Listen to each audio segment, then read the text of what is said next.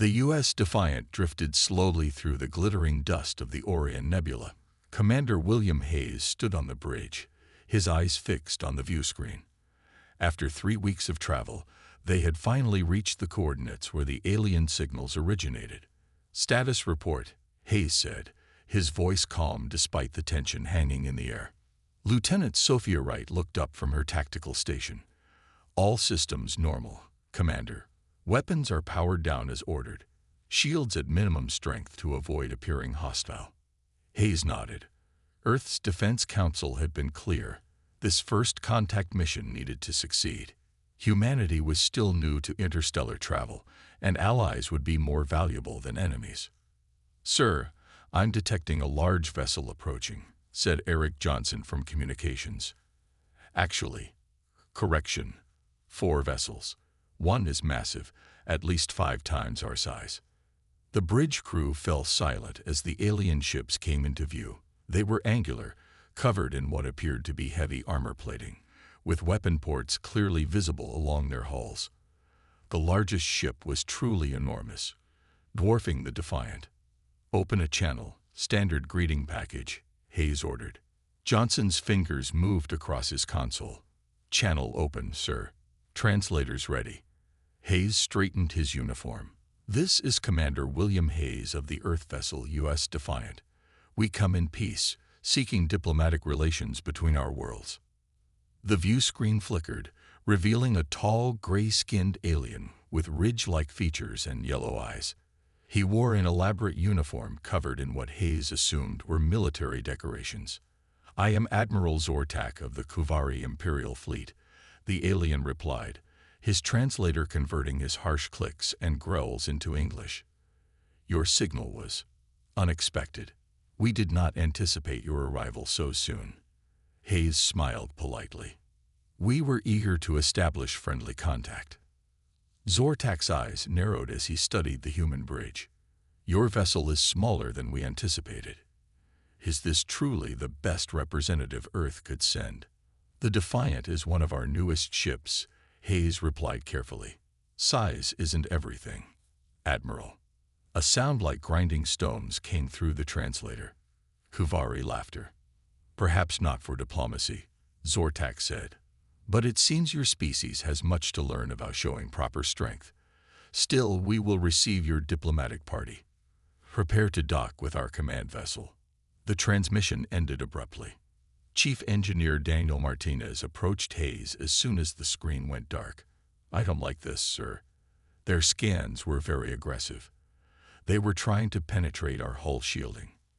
"I noticed that too," Wright added, her voice low. "They're mapping our weapons systems, what they can see of them, anyway." Hayes nodded thoughtfully.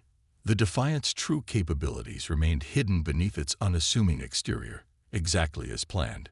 Earth's Defense Council had designed their newest ships to appear less advanced than they truly were.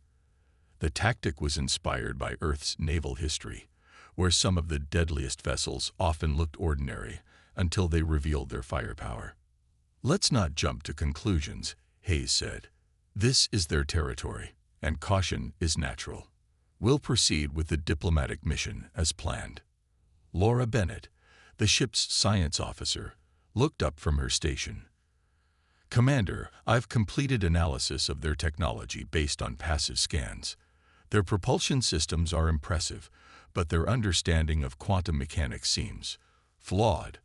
They're overcompensating with raw power." "Interesting," Hayes murmured. "Garcia, prepare a security team for the diplomatic shuttle. Johnson, inform the Kuvari we'll be ready to board in 30 minutes. As the crew moved to their tasks, Hayes pulled Wright aside. "Keep the ship at yellow alert. If things go wrong, I want weapons ready in 10 seconds, not 30. Wright nodded. "Already done, sir. The phase cannons can be online in 8 seconds. Hayes gazed at the massive alien vessels surrounding his ship. To the Kuvari, the Defiant probably looked like easy prey, a small, lightly armed diplomatic vessel far from home. They had no idea that beneath its plain exterior lay technology that could match or exceed their own.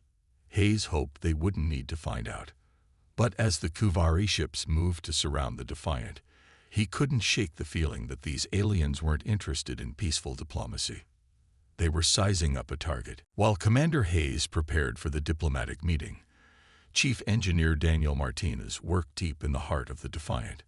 He moved through the engine room, checking readings on the ship's true power source, an antimatter core that could generate energy far beyond what the Kuvari scans had detected. "How are the sensor masks holding up?" Martins asked his assistant. "Perfect, sir," she replied. "Their scans are only detecting about 20% of our actual power output. The rest is being absorbed and redirected through the secondary systems." Martinez nodded with satisfaction. The Defiant was Earth's most advanced prototype vessel, though nothing in its outer appearance suggested this. Years of human conflict had taught Earth's Defense Council an important lesson. Looking harmless while hiding tremendous power was a valuable strategy. He tapped his communication badge. "Martinez to Commander Hayes. The special systems are functioning perfectly. The Kuvari have no idea what we're really carrying." On the bridge, Hayes acknowledged the report while watching the alien ships through the view screen. "Good work. Keep it that way until I give the signal." Science Officer Laura Bennett approached with a data pad. "Sir, I've completed my analysis of the Kuvari technology. They've developed impressive weapons, but their defensive systems have a serious flaw. They use a fixed pattern for their shield harmonics." "And why is that important?" Hayes asked. "Because our adaptive phase cannons can match and counter any fixed pattern. Their shields would be almost useless against our main weapons." Bennett looked troubled. It's strange that such an advanced species would miss something so basic. Lieutenant Wright joined the conversation. "It's not strange if they've never faced an enemy who could exploit it. Overconfidence leads to blind spots." In the communication section, Officer Eric Johnson worked quietly with his headset. His eyes suddenly widened. He quickly motioned for Hayes to join him. "Sir," Johnson whispered, "I've intercepted some of their internal communications. My translator is still processing the language, but I'm picking up repeated mentions of capture and study. I think they're planning to take our ship." Hayes frowned. "Are you certain?" "Not 100%, sir. Their language is complex, but the tone is definitely not diplomatic." Hayes straightened and addressed his senior officers. "It seems our new friends may have hidden intentions. Right. Quietly bring weapons systems to standby mode. Martinez, prepare for possible emergency power requirements. Bennett, I want everything you've learned about their vulnerabilities. Garcia, secure all sensitive areas of the ship." Security Chief Olivia Garcia nodded crisply. "Already done, sir. My team is stationed at all critical junctions. We can seal sections in seconds if needed." Just then, the communication system chimed. Admiral Zortak's face appeared on screen. "Commander Hayes, we are prepared to receive your diplomatic party now. Please bring no more than 4 representatives." Hayes smiled pleasantly. "We look forward to it, Admiral. We'll shuttle over shortly." When the transmission ended, his smile disappeared. "Change of plans. I'm not risking a boarding party. Johnson, inform the Kuvari. We need 2 more hours to prepare proper diplomatic protocols." "What are you thinking, sir?" Wright asked. "I'm thinking we need to be ready for anything." Garcia, activate the hidden defense protocols. Martinez, I want all systems ready to drop their disguise at my command. Hayes looked around at his crew. The Kuvari see us as weak and primitive. If they're planning something, 2 hours passed slowly on the Defiant. The Kuvari ships maintained their positions, forming a tight circle around the human vessel. Commander Hayes sat in his command chair, outwardly calm despite the increasing tension. "Sir, incoming transmission from the Kuvari flagship," Johnson announced. "On screen," Hayes ordered. Admiral Zortak's face appeared, his yellow eyes narrowed with impatience. "Commander Hayes, your delay tactics have gone on long enough. We have been patient, but now I must insist we proceed with our discussions." Hayes nodded politely. "Of course, Admiral. We appreciate your patience. However, before we continue, I'd like to clarify the purpose of your fleet's current formation around our vessel. It seems rather aggressive for a diplomatic meeting. Zortak's expression changed. The false friendliness disappeared, replaced by cold calculation. Very observant, Commander. Perhaps you're not as naive as we thought. Let me be direct then.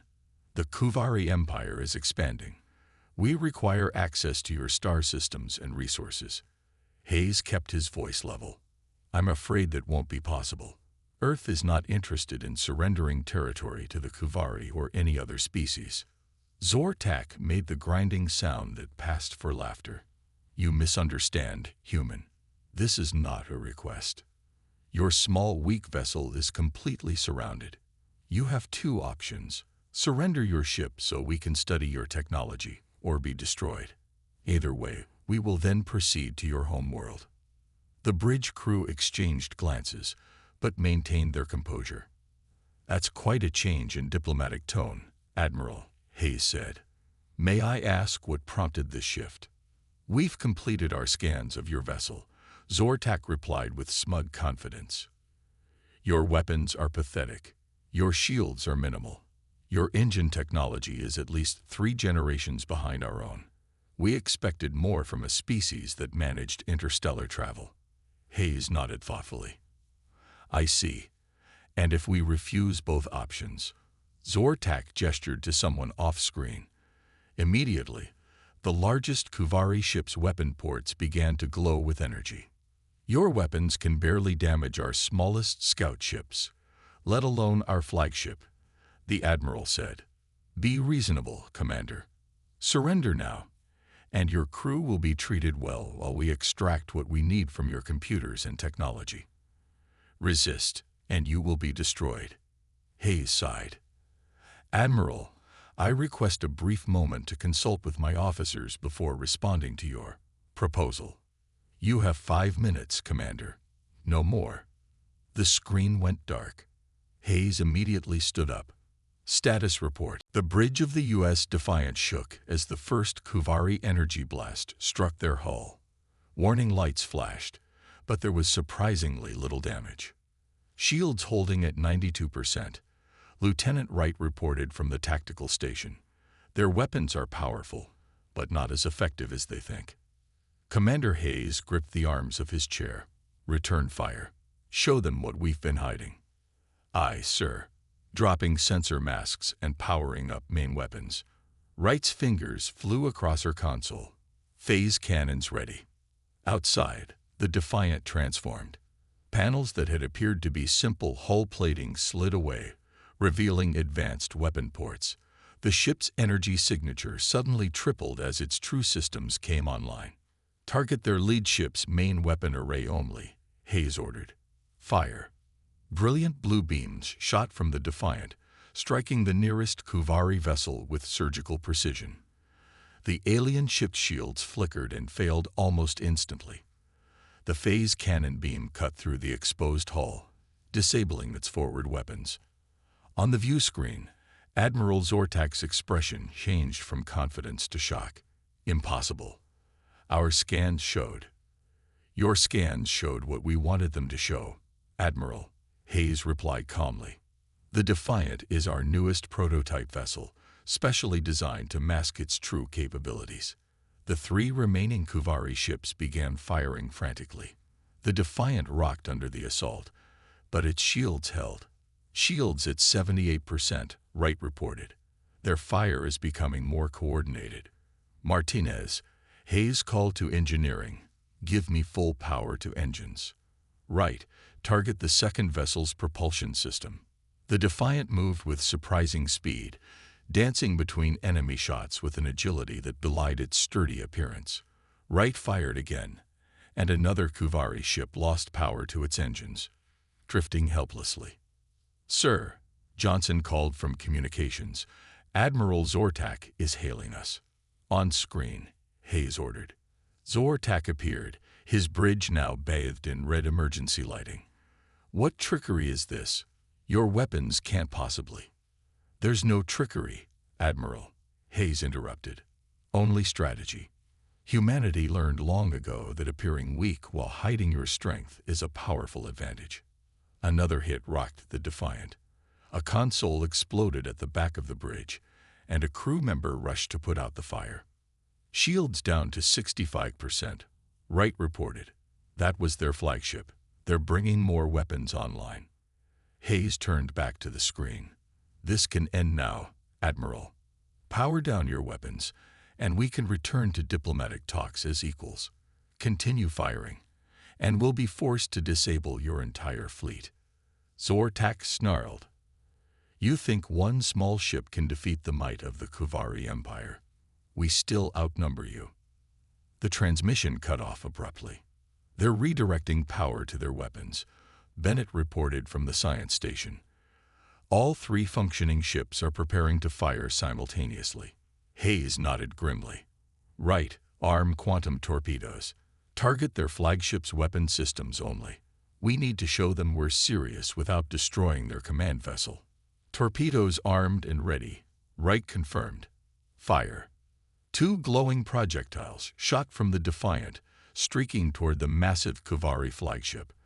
They passed through the alien ship shields as if they weren't there, detonating precisely at the main weapon emplacements.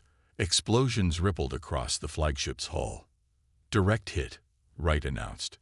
Their main weapons array is offline. On the smaller view screens, the bridge crew could see confusion spreading through the Kuvari fleet. Their formation began to break as individual captains tried different tactics. One ship charged directly at the Defiant. Evasive maneuvers, Hayes ordered. And Wright. Target their engines only. Let's not give them any martyrs today. As the Defiant twisted away from the charging vessel, its phase cannons fired again, slicing through the enemy ship's engine section. The Kuvari vessel spun out of control, its power systems failing. Hayes looked at the tactical display, showing all 4 Kuvari ships now damaged or disabled.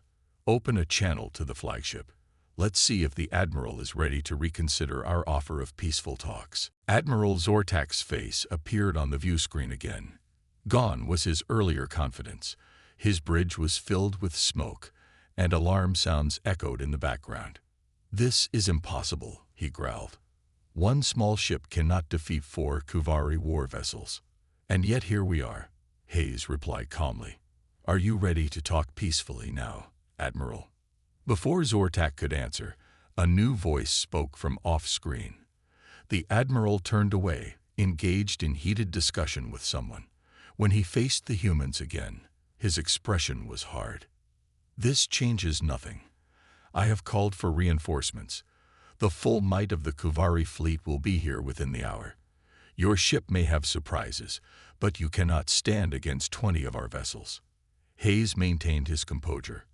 Admiral, there's no need for further bloodshed. We came here to talk, not fight. The time for talking is over, Zortak snarled.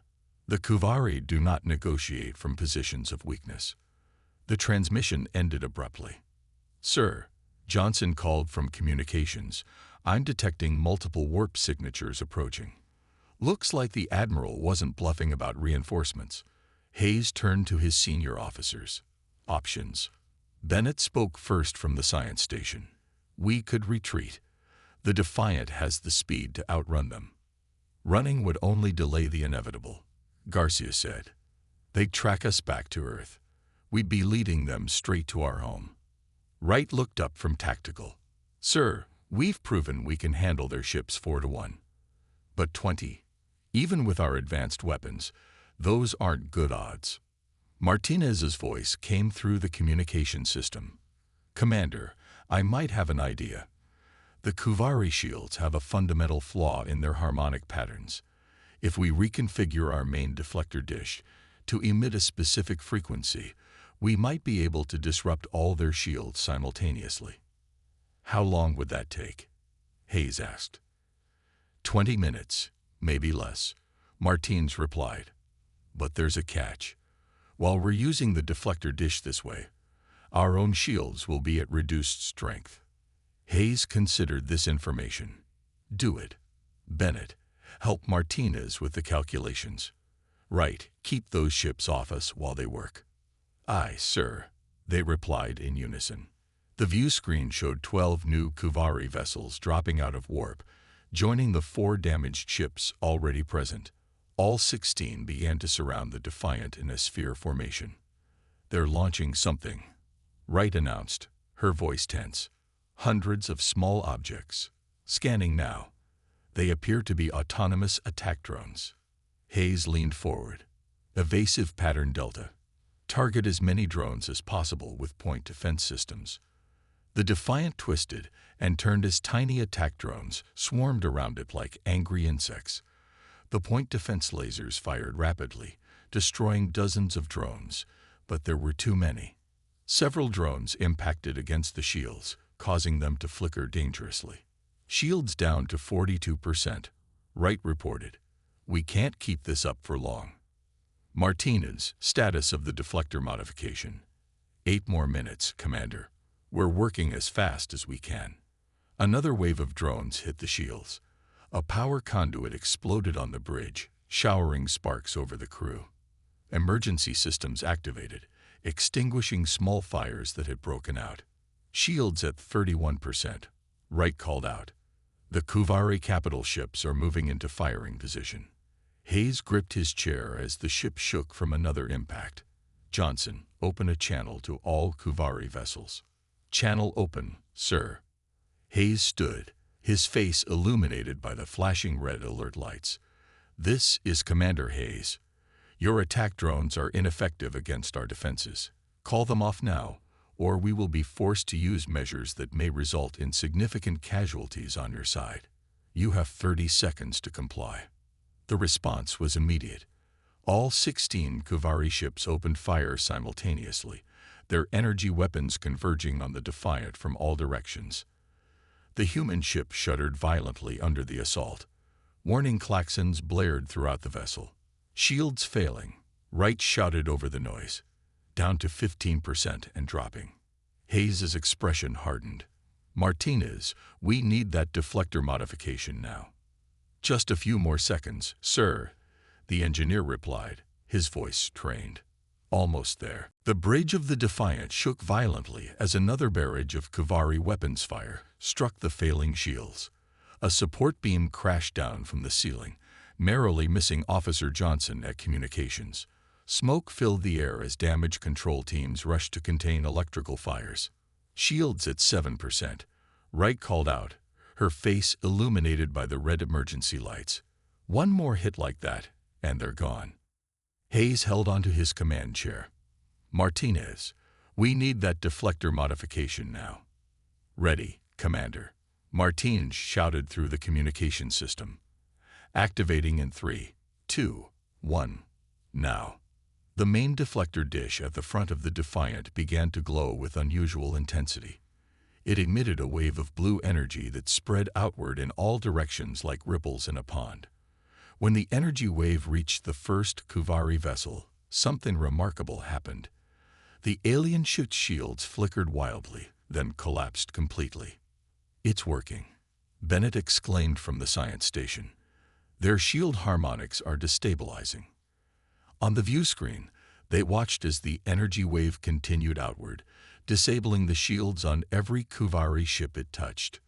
The swarm of attack drones wasn't immune either. As the wave passed through them, hundreds of drones suddenly stopped moving and drifted harmlessly in space. All enemy shields are down, Wright reported with barely contained excitement. The drones have been neutralized as well. Hayes didn't waste the opportunity. Target all Kuvari weapon systems. Fire at will. The Defiant's phase cannons fired in rapid succession, striking each enemy vessel with surgical precision. Without shields, the Kuvari ships were helpless against the human vessel's advanced targeting systems. One by one, their weapons went offline. Enemy fleet weapons disabled, Wright announced. We've rendered them defenseless. Sir. Hayes nodded with satisfaction. Open a channel to Admiral Zortak. Johnson worked at his console. Channel open. The Admiral's face appeared on screen. The Kuvari bridge was in chaos, with officers rushing back and forth amid sparking consoles and emergency alarms. "What have you done?" Zor-Tak demanded, his voice a mix of rage and disbelief. "We've neutralized your fleet without destroying a single vessel," Hayes explained. "Your shields relied on a predictable harmonic pattern that made them vulnerable. Your drones shared the same flaw." "Impossible. Our shield technology is the most advanced in the quadrant." Hayes shook his head. "Advanced doesn't always mean better, Admiral.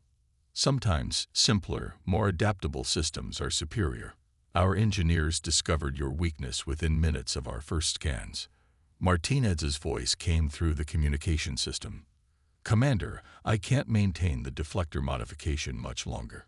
Our own shields are critically low, and we need to restore them before they fail completely." "Understood," Hayes replied before turning back to the screen.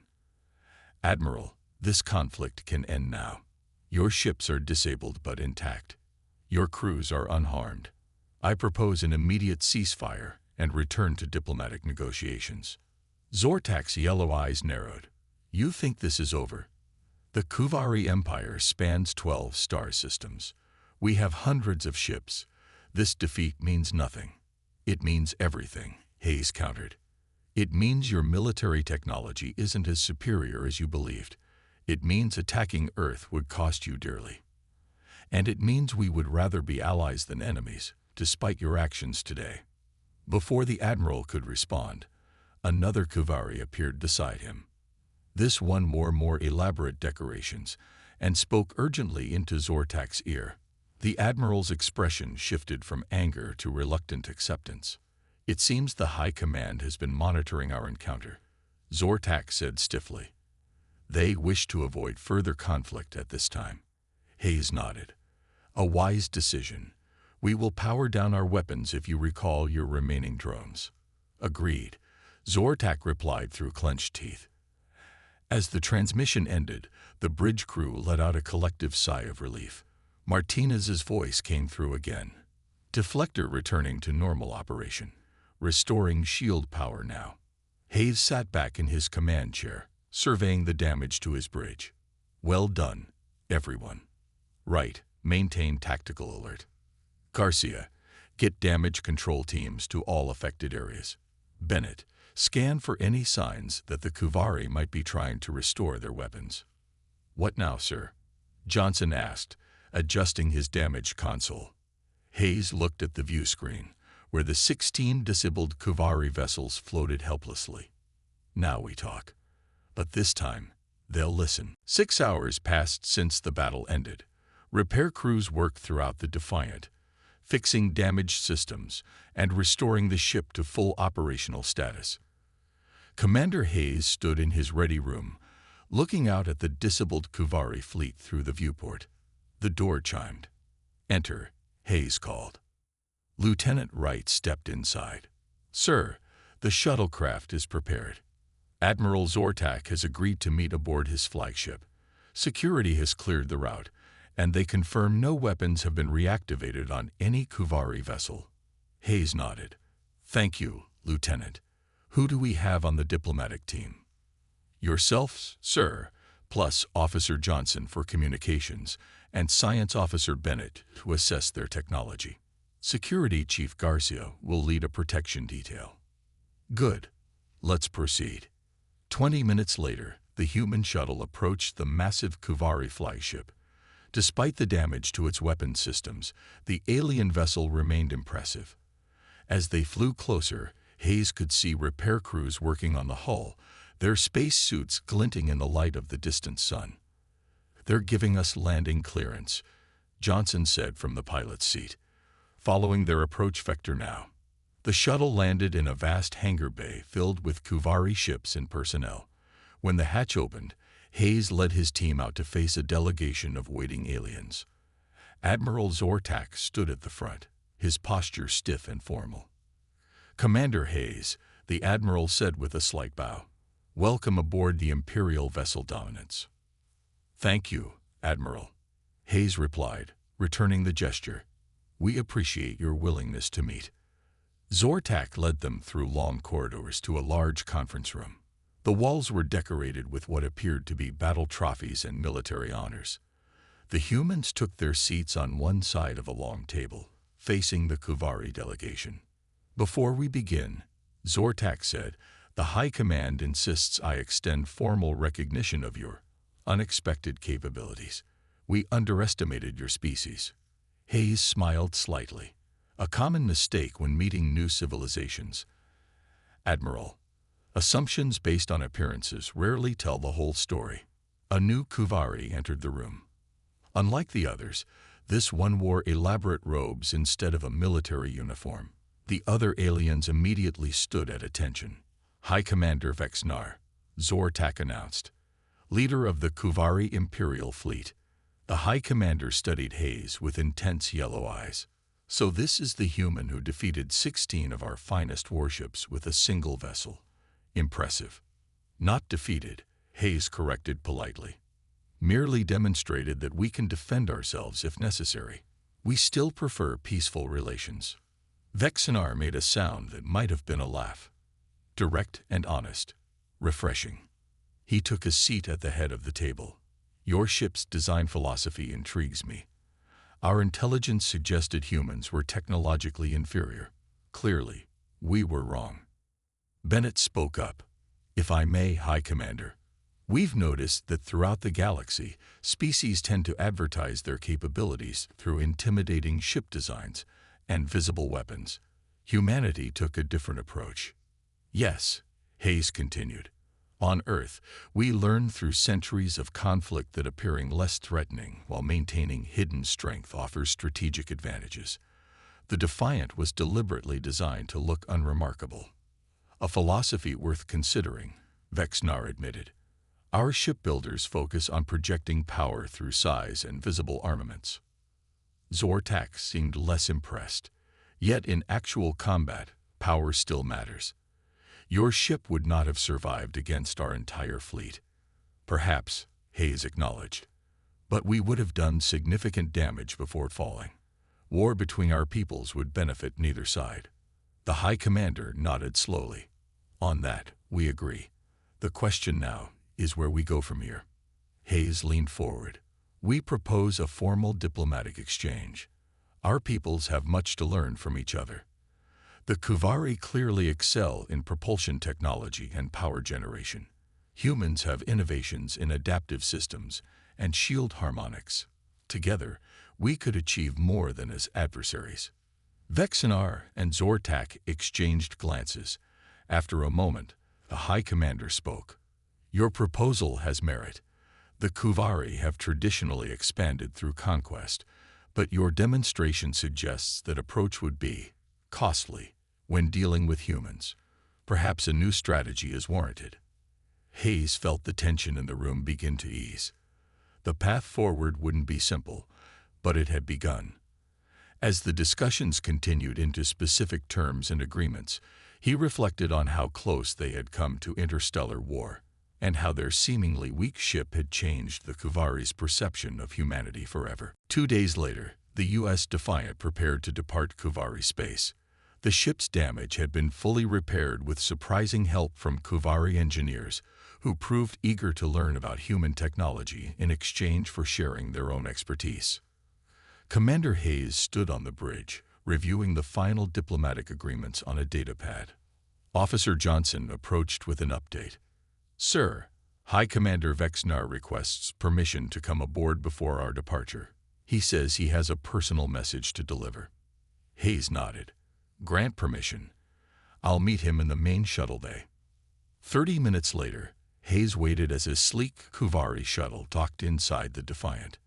The High Commander emerged, accompanied by only 2 guards instead of the usual 6. Hayes took this as a sign of growing trust. "High Commander, welcome aboard the Defiant," Hayes said with a respectful bow. Vexnar returned the gesture. "Commander Hayes, I wish to see this remarkable vessel once more before you depart for Earth." Hayes led him on a brief tour, showing sections of the ship that were no longer classified under the new agreement.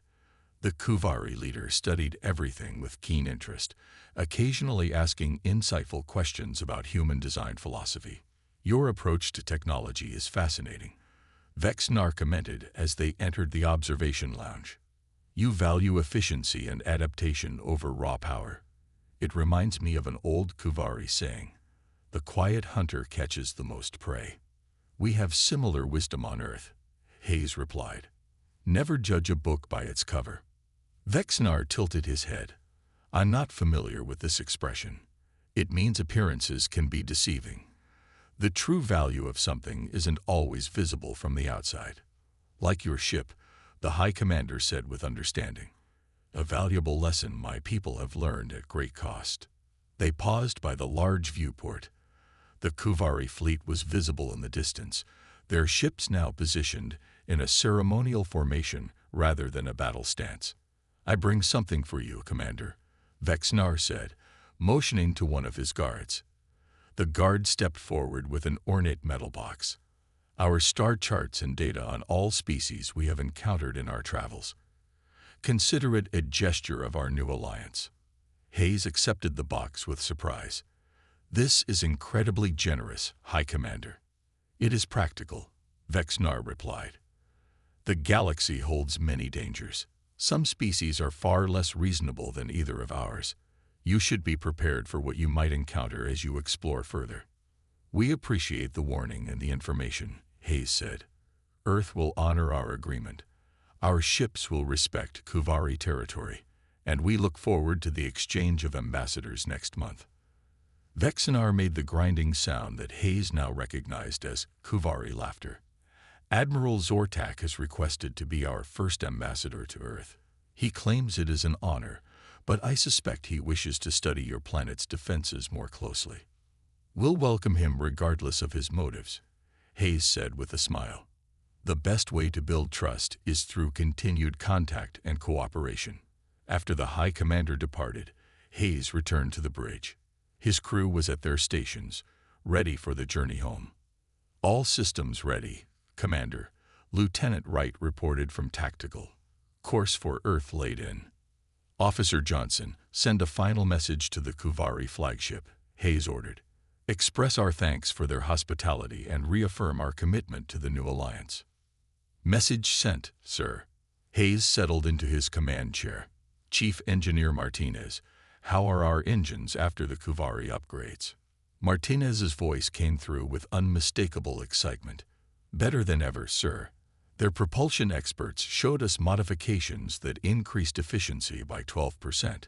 We'll reach Earth 2 days faster than our previous best time. Excellent, Hayes said. Science Officer Bennett, any final observations about our new allies?